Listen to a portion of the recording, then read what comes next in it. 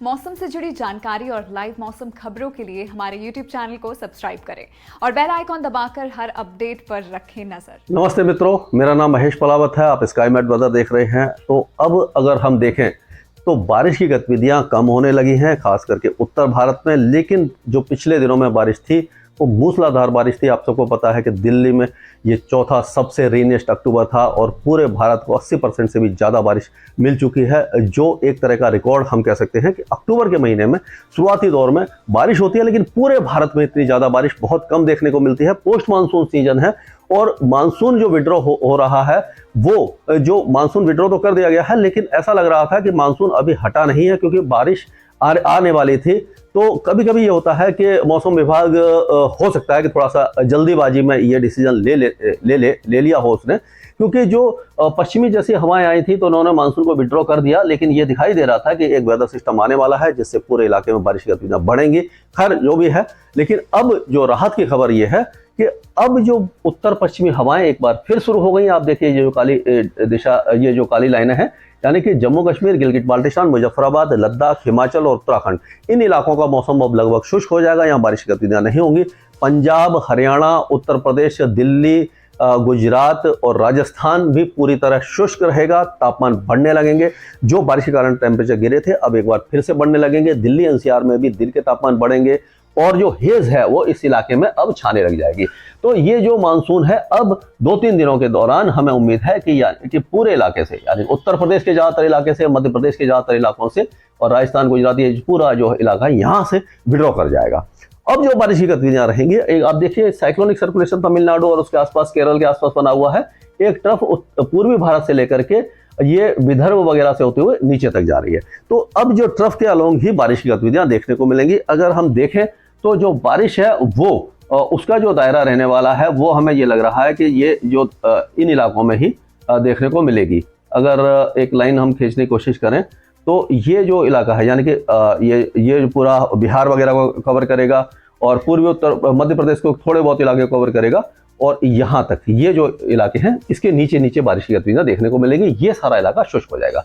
यानी कि मध्य प्रदेश के भी जो इलाके हैं, ग्वालियर हो गया, दतिया, मुरैना, टीकमगढ़, गुना, शिवपुरी, शाजापुर, उज्जैन, नीमच, धार, खांडवा, खरगोन, रतलाम और अलीराजपुर, बरवनी, झबुआ, ये सारे इलाके अब शुष्क हो जाएंगे और इंदौर और भोपाल भी बारिश की गतिविधियां ना के बराबर ही देखेंगे। अब बारिश की गतिविधियां केवल पूर्वी जो मध्य प्रदेश है वहां हल्की फुल्की रहेंगी और 24 घंटे के बाद वहां से भी मौसम साफ हो जाएगा।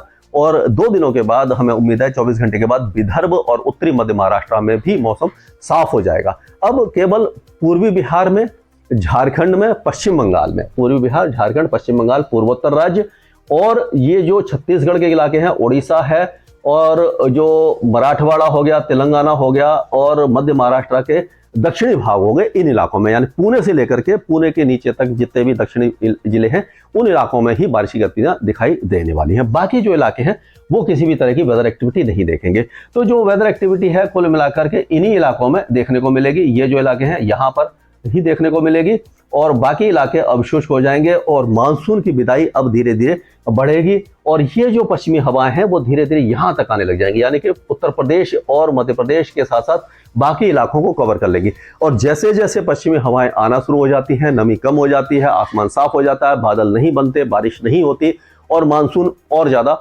विदाई की तरफ चला जाता है। और इस बार क्योंकि ये डिले हो गया है मानसून का विड्रॉल, तो नॉर्थ ईस्ट मानसून अभी भी यानी कि एक्टिव तो नहीं होगा, लेकिन आपको ये देखने को मिलेगा कि बारिश की गतिविधियां जो दक्षिण भारत है उसमें अब बहुत ज्यादा बढ़ गई हैं।